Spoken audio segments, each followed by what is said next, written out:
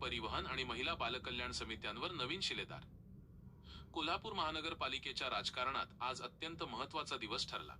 महापालिकेच्या छत्रपती ताराराणी सभागृहात आयोजित विशेष बैठकीत स्थायी समिती, परिवहन समिती आणि महिला व बालकल्याण समितीच्या सभापती आणि उपसभापतींची निवड प्रक्रिया पार पडली। अप्पर जिल्हाधिकारी तथा पीठासन अधिकारी संजय शिंदे यांच्या अध्यक्षतेखाली झालेल्या या निवडीमध्ये सत्ताधारी गटाने सर्व महत्त्वाच्या समित्यांवर आपले वर्चस्व सिद्ध केले आहे। महानगरपालिकेच्या तिजोरीच्या चाव्या मानल्या जाणाऱ्या स्थायी समितीच्या सभापतीपदासाठी नगरसेवक विशाल किरण शिराळे आणि अमर प्रणव समर्थ यांच्यात निवडणूक झाली।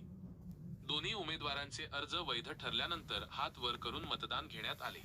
यामध्ये विशाल शिराळे यांना 9 मते मिळाली तर अमर समर्थ यांना 7 मतांवर समाधान मानावे लागले। बहुमताच्या जोरावर शिराळे यांची सभापतीपदी निवड जाहीर करण्यात आली। परिवहन समितीच्या सभापतीपदासाठी नगरसेवक सत्यजित चंद्रकांत जाधव आणि दुर्वास परशुराम कदम यांच्यात लढत झाली। 15 मिनिटांच्या माघारीच्या मुदतीत कोणीही अर्ज मागे न घेतल्याने मतदान प्रक्रिया राबवण्यात आली।